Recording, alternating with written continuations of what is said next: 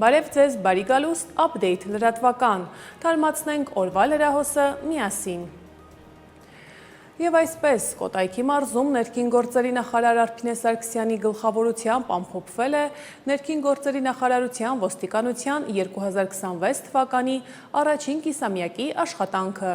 2026 թվականի առաջին կիսամյակում քրեական ոստիկանության Կոտայքի մարզային վարչության կողմից գրանցվել է հանցագործության 240 դեպք, նախորդ տարվա նույն ժամանակահատվածի համեմատ 8%-ով պակաս։ Նվազել են հրազենի գործադրմամբ կատարված, ինչպես նաև առանձնապես ծանր հանցագործությունները, աճել են պետական իշխանության, ծառայության և կառավարման կարգի դեմ ուղղված հանցագործությունները։ Հաշվետու ժամանակահատվածում արձանագրված սպանության և սպանության փորձի բոլոր դեպքերը բացահայտվել են։ Ամփոփելով ներքին գործերի նախարար Արփինե Սարգսյանը հանձնարարել է երկրորդ կիսամյակի ընթացքում հանցագործությունների կանխարգելման և բացահայտման, հանրային անվտանգության ապահովման ուղղություններով առավել հասցեական պլանավորել անելիքները, ինչը թույլ կտա արձանագրել դրական ցուցանիշների շարունակական աճ։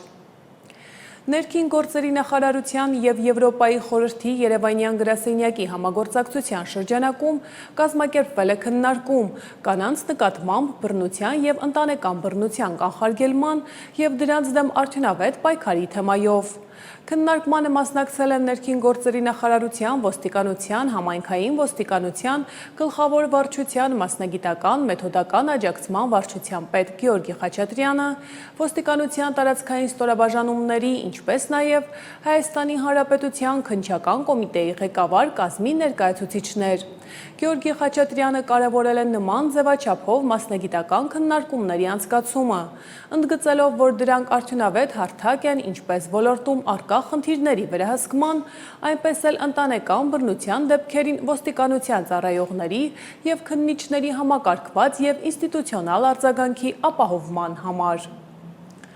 Ջրային կոմիտեի նախագահ Արամազդ Ղալամքարյանը Ջրային կոմիտեի ղեկավարի աշխատակիցների շրջակա միջավայրի նախարարության, Երևանի քաղաքապետարանի և Ասիական զարգացման բանկի գործընկերների հետ միասին հուլիսի 6-ից 10-ը ճանաչողական այցով գտնվել է Ճապոնիայում, որտեղ Հայաստանի պատվիրակությունը մասնակցել է Հայաստան-Ճապոնիա գործընկերություն հանուն լճերի կայուն կառավարման և կայուն քաղաքաշինության խորագրով փորձի փոխանակման ծրագրին։ Հայաստանյան պատվիրակությունը հանդիպումներ է ունեցել Ճապոնիայի ոլորտային պետական կառույցների, տեղական ինքնակառավարման մարմինների և մասնագիտացված կազմակերպությունների ներկայացուցիչների հետ։ Ղազախստանում Հայաստանի Հանրապետության դեսպան Արմեն Ղևոնդյանը հանդիպել է Ղազախստանի արդյունաբերության և շինարարության նախարարի հետ։ Հանդիպմանը քննարկվել են արդյունաբերության ոլորտում հայ-ղազախստանյան միջպետական փոխգործակցության ընդլայնման հարցեր։ Քննարկվել են նաև փոխադարձ հետաքրքրություն ներկայացնող մի շարք նախագծերի իրականացման հեռանկարները։ Հայաստանի Հանրապետության հակակոռուպցիոն կոմիտեում իրականացված քրեական վարույթի նախաքննությամբ հիմնավորվել է, որ Երևանի քաղաքապետարանի տրանսպորտի վարչության պետի պաշտոնակատարը ծառայողական լիազորություններն օգտագործելով ծառայության շահերին հակառակ, անձնական շահագրգռվածությունից ելնելով էական վնաս է պատճառել ՍՊ ընկերության իրավունքներին և օրինական շահերին։ Քաղաքապետարանի պաշտոնատար անձին մեղադրանք է ներկայացվել։ Նրա պաշտոնավարումը կասեցվել է։ Քրեական վարույթով նախաքննությունն ավարտվել է և վարույթի նյութերը մեղադրական եզրակացությամբ ուղարկվել են հակակոռուպցիոն դատարան։ Հակակոռուպցիոն կոմիտեում իրականացված քրեական վարույթի նախաքննությամբ հիմնավորվել է, որ Երևանի քաղաքապետարանի տրանսպորտի վարչության պետի ժամանակավոր պաշտոնակատարը ծառայողական լիազորություններն օգտագործելով ծառայության շահերին հակառակ, անձնական շահագրգռվածությունից ելնելով էական վնաս է պատճառել սահմանափակ պատասխանատվությամբ ընկերության իրավունքներին և օրինական շահերին։ Մասնավորապես, նախաքննությամբ պարզվել է, որ հիշյալ ընկերությունը Երևանի քաղաքապետարանի կողմից հայտարարված ճանապարհային նշանների տեղադրման գնով գնման մրցույթում ճանաչվել է հաղթող եւ կողմերի միջև կնքվել է համապատասխան պայմանագիր, սակայն քաղաքապետարանի պաշտոնատար անձը նպատակ ունենալով գործել հօգուտ իր հետ փոխկապակցված մեկ այլ սահմանափակ պատասխանատվությամբ ընկերության պայմանագրով չնախատեսված հիմքով մրցույթում հաղթած ընկերությունից պահանջել է 10 տարվա բանկային երաշխիք։ Այնուհետև, անտեսելով նշված պահանջի իրավաչափությունը դատական կարգով վիճարկելու գործընթացում նոր գնման ընդհանցակարգ սկսելու արգելքը հիշյալ պաշտոնատար անձը նախաձեռնել է այն, որի արդյունքում ընտրված մասնակիցը ճանաչվել վերջինիս հետ փոխկապակցված ընկերությունը եւ կնքվել է 75 միլիոն դրամ արժեքով պայմանագիր։ Քաղաքապետարանի պաշտոնատար անձին մեղադրանք է ներկայացվել։ Նրա պաշտոնավարումը կասեցվել է, քրեական վարույթով նախաքննությունն ավարտվել է եւ վարույթի նյութերը մեղադրական եզրակացությամբ ուղարկվել են հակակոռուպցիոն դատարան։ Ռոսելխոզնաձորը հուլիսի 27-ից սահմանափակում է կաթնամթերքի ներմուծումը Հայաստանից։ Ռոսելխոզնաձորը մամուլի հաղորդագրության մեջ հայտնել է, որ իր մասնագետները հուլիսի 14-ից 21-ը ստուգել են Հայաստանի կաթնամթերքի վերամշակման գործարանները, որոնք Ռուսաստան են մատակարարում արտադրանք հանրապետության անասնաբուժական ծառայության երաշխիքներով եւ հայտնաբերել են մի շարք խախտումներ։ Անասնաբուժական ծառայության տվյալներով ստուգման արդյունքում իբր բացահայտվել է վարակված անասունների կաթի օգտագործումը Ռուսաստան արտահանվող արտադրանքի արտադրությունում։ Եվ միջազգային լրահոսին ընդառաջ։ Իսրայելի վարչապետ Բենյամին Նեթանյահուն այսօր կմեկնի Վաշինգտոն։ Ակնկալվում է, որ նա հուլիսի 28-ին Սպիտակ տանը կհանդիպի ԱՄՆ նախագահ Դոնալդ Թրամփի հետ եւ կմասնակցի սենատոր Լինդսի Գրեմի հուղարկավորության արարողությանը։ Հուլիսի 30-ին նա կվերադառնա Իսրայել։ Տեղեկությունների համաձայն Նեթանյահուն Վաշինգտոնում կքննարկի Իսրայելի եւ ԱՄՆ-ի համար փոխադարձ հետաքրքրություն ներկայացնող հարցեր։ Միջազգային այլ գլխագրերի առաջարկում եմ ծանոթանալ տեսաշարով։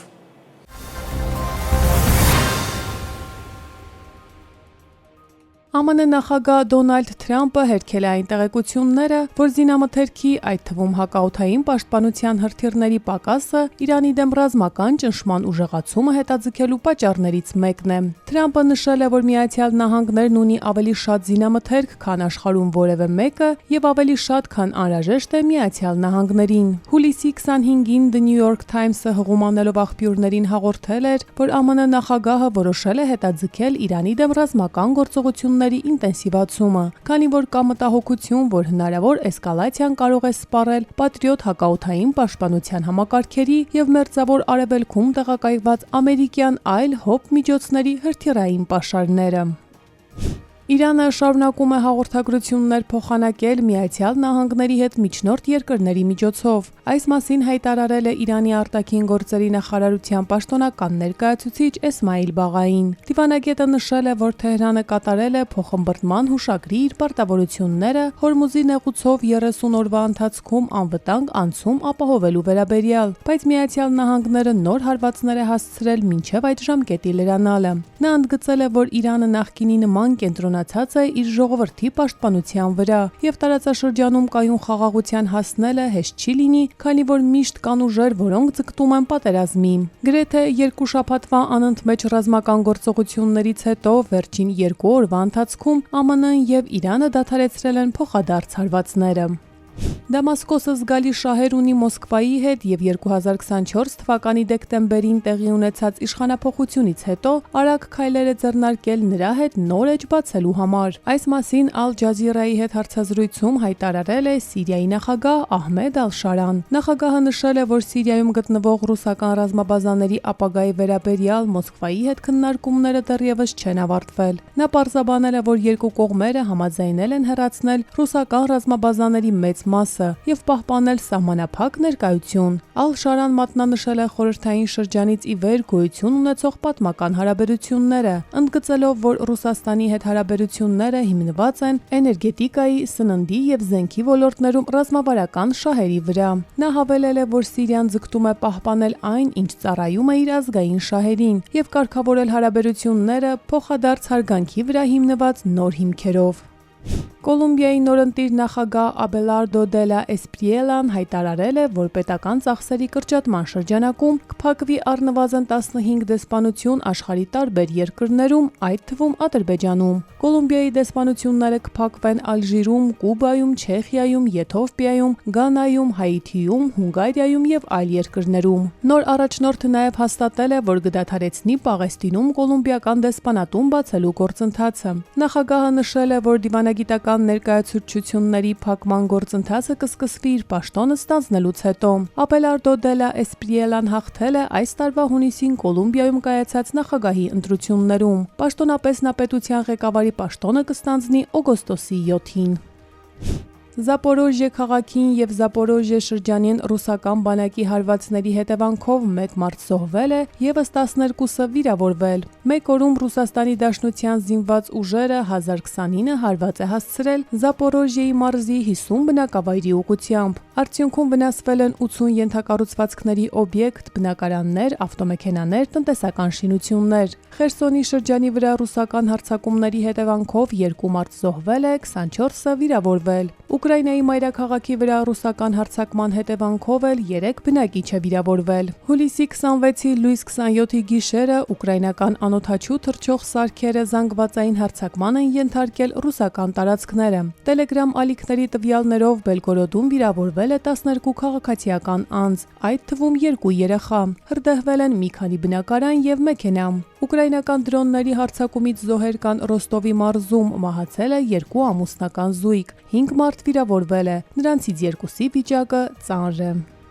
Եվրոպական մի շարք երկրներում անտառային հրդեհներ են մոլեգնում։ Ֆրանսիայում եւ Իսպանիայում հրդեհների պատճառով ավելի քան 300,000 մարդ տարհանվել է։ Ֆրանսիայում ընդհանուր առմամբ ավելի քան 250,000 մարդ տարհանվել է, այդ թվում 220,000-ը Ժիրոնդի դեպարտամենտից։ Սա երկրի պատմության ընթացքում ամենամասշտաբային տարհանումն է։ Փակվել են ճանապարհներ, խաթարվել է երկաթուղային հաղորդակցությունը։ Կրակն արդեն հասնում է խաղողի այգիներով եւ գինիներով հայտնի Բորդոյի շրջան։ Ըստ Ֆրանսիայի ներքին գործերի նախարարության, այս տարի հրդեհները շուրջ 115,000 հեկտար տարածք են այրել։ Նախագահ Էմանուել Մակրոնը հուլիսի 27-ին կառավարության հատուկ նիստ է հրավիրել հրդեհների կապակցությամբ։ Հրդեհաշիջման աշխատանքների ժամանակ գրեթե 90 փրկարար է ուժել, իսկ ահա Իսպանիայում անտառային հրդեհները այրել են ավելի քան 150,000 հեկտար տարածք։ Այս հրդեհները համարվում են ամենախոշորը երկրի վերջին շրջանի պատմության ընթացքում։ Մոտ 100,000 մարդ տարհանվել է, այդ թվում 30,000-ը Մադրիդի տարածաշրջանից։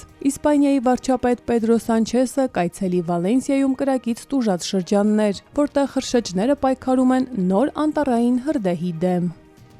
Կանադայի Բրիտանական Կոլումբիայի նահանգում հրշեջ խմբերը չեն կարողացել տեղայնացնել անտառային հրդեհների 2 օջախներ, որոնք արդյունքում միաձուլվել եւ վերածվել են մեկ հսկայական հրդեհի։ Նահանգի հրշեջ ծառայության տվյալներով Թոմփսոն Նիկոլի շրջանում մոլեգնող հրդեհի ընդհանուր տարածքը գերազանցել է 66,000 հեկտարը։ Չոր եւ շոգ եղանակը խանգարում է հրշեջներին տարերքի դեմ պայքարում։ Հարյուրավոր բնակիչներ եւս տարհանվել են։ Այրվել են առնվազն 20 բնակելի տուն եւ այլ շինություններ։ Բրիտանական Կոլումբիայի իշխանությունները նշել են, որ տարածաշրջանում ներկայում գրանցված է բռնկման 145 օջախ, որոնց մարմանը մասնակցում են գրեթե 1000 փրկարար, հարյուրավոր միավոր հատուկ տեխնիկա, ներառյալ 162 ինքնաթիռ եւ ուղղաթիռ։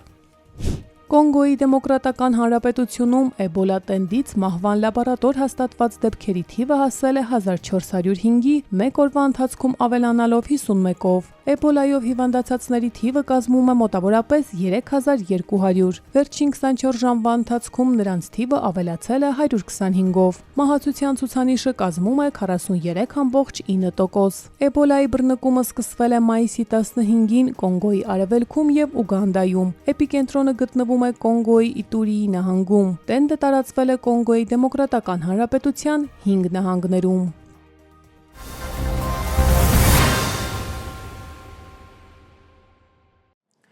Շարունակենք թողարկումը։ Գավառում սուբվենցիոն ծրագրերով նոր ճանապարհներ են հարթում, մանկապարտեզներ ամրացնում, լուսավորում փողոցներ։ Կառավարությունը եւ համայնքը պատրաստ են ներդնել ավելի քան 2.5 միլիարդ դրամ։ Առավել մանրամասն պատմում է տեսանյութը։ Լճափի մանկապարտեզի շենքը 50 տարեկան էլ չէ, բայց տարիների ընթացքում լրջորեն մաշվել էր։ Ծակ տանիքը, վթարված գողագծերն ու խոնավությունը վնասել էին շինությունը, որոշ հատվածներում առաջացրել անվտանգության խնդիրներ։ Լրիվ հատակը նստել էր, առաստաղից առանձնացել, պատերից առանձնացել, շարժվում էր։ Բոլորը լրիվ քանդեցինք։ Հիմնանորոգումը սկսվել է 2 ամիս առաջ։ Շինարարներն արդեն ամրացրել են հիմքերը, ապա մոնտաժել թուլացած միջնապատերը, կառուցել նորերը։ Նախագծով աշխատանքները պետք է ավարտեն 2 տարվա ընթացքում, բայց շինարարապարակում ավելի արագ տեմպերի կողմնակից են։ Մեկ ինչ հին շինարար են, դանդաղը չեմ սիրում, ուզում եմ զեն թափով երանդով արվի։ Մանավանդ որ երեխեքի համար է, մանկապարտեզ է, շուտ անենք, որ երեխեքը շուտ գան մանկապարտեզ։ Երեխաներից ավելի շատ մանկապարտեզի շինարարության ավարտին ծնողներն են սպասում։ Մինչև նորոգումը շենքը միայն մասնակի էր շահագործվում եւ այստեղ հաճախում էր 56 երեխա։ Աշխատանքների ավարտից հետո մանկապարտեզը կկարողանա ընդունել մինչև 90 սանի։ Նախկինում ունեին երեխաներ, որ ուրիշ տեղ էին մանկապարտեզ հաճախում, վերանորոգելուց հետո հաճախելու են մեր մոտ։ Անընդհատ ծնողները դիմում էին վերանորոգման համար,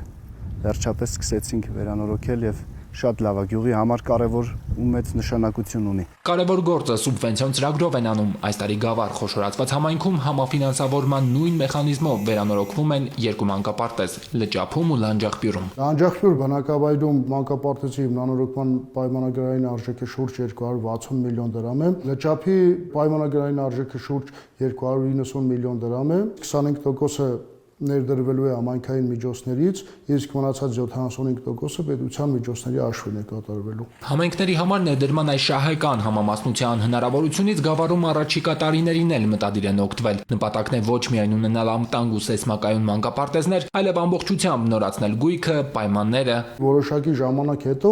համայնքում չի լինելու բնակավայր, որտեղ չլինի մանկապարտեզ,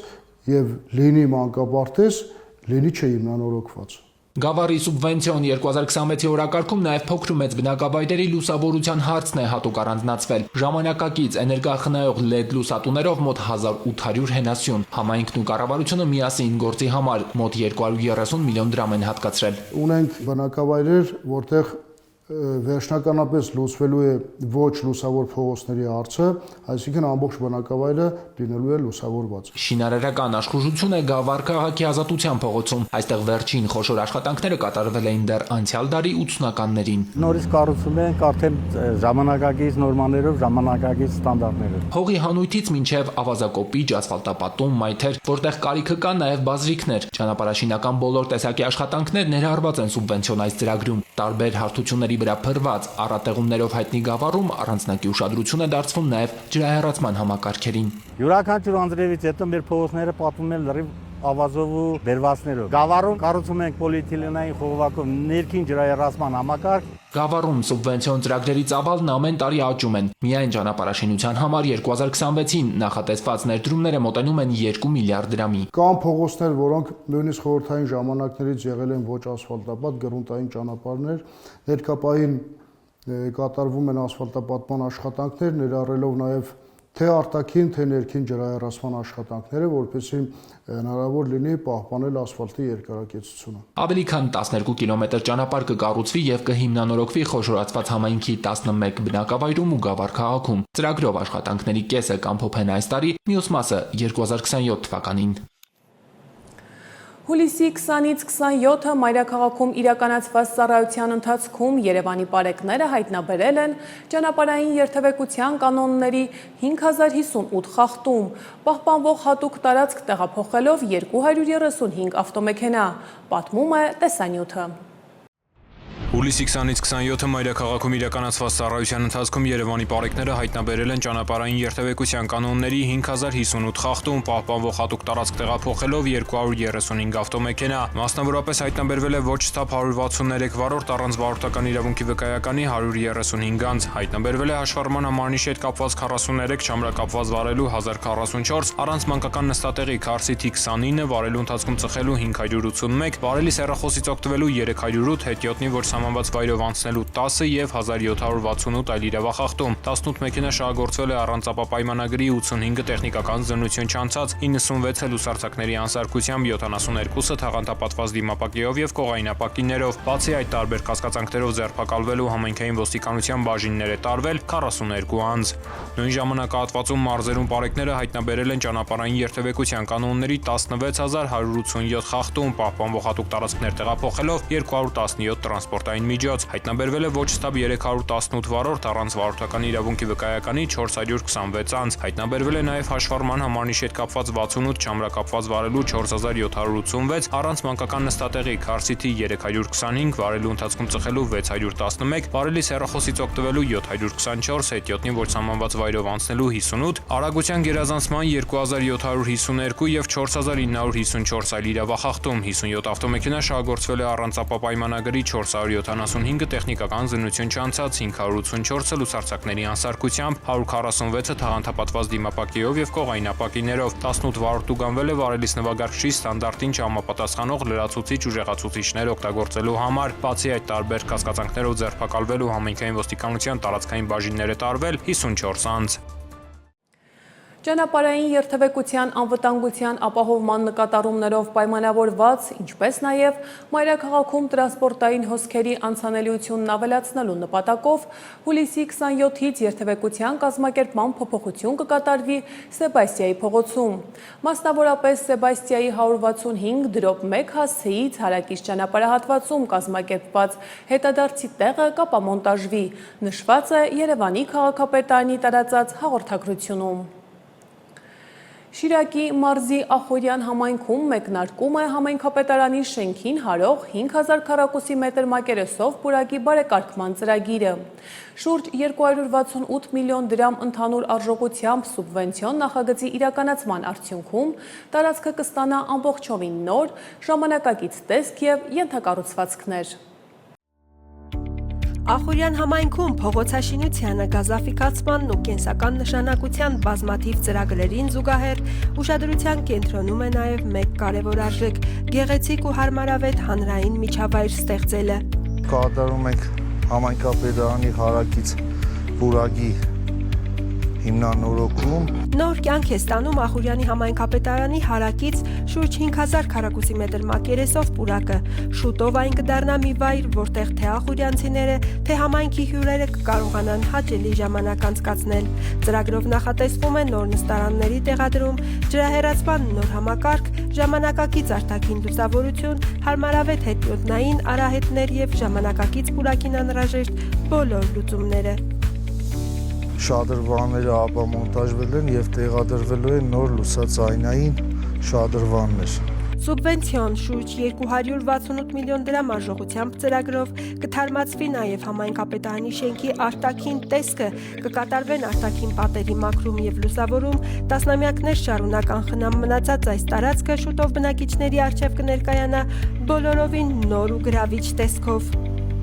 Քանի որ Ախորյան համայնքը ամբողջությամբ գյուղական բնակավայրերից է, բայց մենք ստանում ենք քաղաքային միջավայր։ Շատ կարճ ժամանակ ու կանաչ միջավայրով նորակառույց պուրակը իր դռները կբացի բոլորի առաջ, դառնալով Ախորյանի նոր ու սիրելի հանրային անկյուններից մեկը։